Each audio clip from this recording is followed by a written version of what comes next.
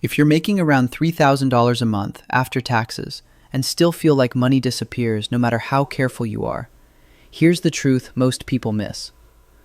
The problem isn't that $3,000 is too little. It's that at this income level, one wrong allocation quietly keeps you stuck for years. This is the range where most people don't fail loudly. They fail slowly, by drifting, guessing, and reacting instead of deciding. Most budgeting advice doesn't work here because it assumes extremes. Either you're making six figures and just need discipline, or you're supposed to survive on rice, beans, and guilt until life improves. That's not real life. So in this video, I'm showing you exactly how I'd budget $3,000 a month in 2026. Real numbers, real trade-offs, and a structure that works before you have margin. No shame, no perfection, just control. Why most budget advice breaks at $3,000. You've probably heard the 50-30-20 rule. 50% needs, 30% wants, 20% savings. At $3,000 a month, that gives you $1,500 for needs. If your rent is $1,200, which is completely normal in many cities, you're already breaking the rule before food, transportation, or utilities. That's why people feel bad at budgeting. They're using systems designed for people who already have breathing room. At $3,000 a month, you don't have margin yet, you have pressure. So here's a structure that actually works. 55% needs, 25% future, 20% wants. That's $1,650 to survive, $750 to build, $600 to stay human. Let's walk through it. The 55% needs $1,650. This isn't about optimization, it's about containment. Housing, $900 to $1,150. This is the hardest lever and the most important. At this income, every extra $100 in rent permanently squeezes your future. That often means temporary compromises, roommates, older buildings, longer commutes. Not forever, but housing decides how much pressure everything else carries. Transportation, $200 to $300. Car payment or maintenance, insurance, gas, or public transit. At $3,000 a month, a $450 car payment doesn't just slow you down, it removes flexibility. The goal here isn't status, it's reliable movement without financial suffocation.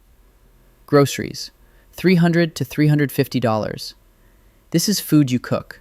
Simple, repetitive, fuel, not aesthetic.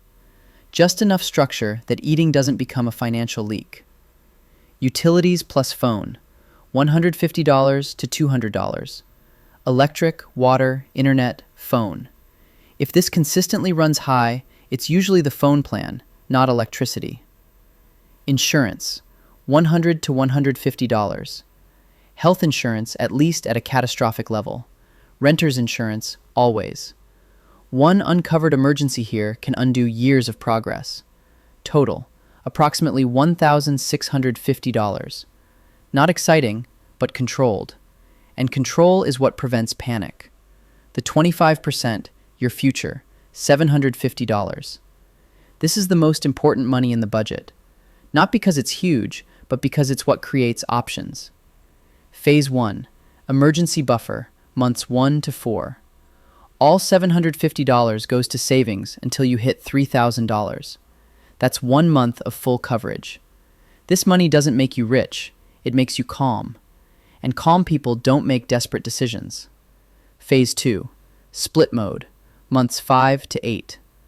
Once you hit $3,000, $500 per month continues toward savings. Goal, $5,000.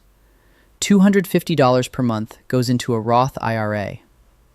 Now, one bad month doesn't derail you, and one good year actually starts compounding.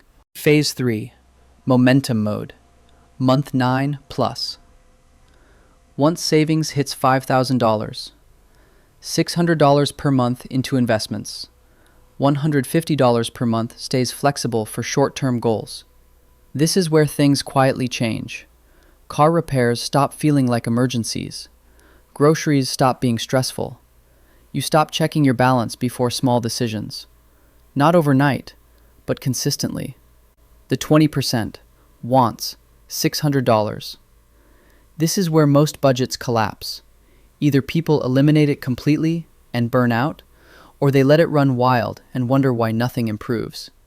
This money has one job: make the system sustainable. Entertainment and subscriptions, $150. Streaming, occasional nights out, something enjoyable. Eating out, $150. Not every day, not never, intentional. Personal/hobbies, $150. Gym, books, or a hobby you actually use. Flex buffer, $150. Birthdays, unexpected costs, small wants. This category doesn't slow progress. It prevents quitting, which is far more expensive. What changes when your income grows? Here's the rule that matters. Needs stay capped. Future grows fastest. Wants grow last. Lifestyle improves, quietly. Your future improves aggressively. Do this for a year, and you don't just have more money, you have control. And control is the real upgrade.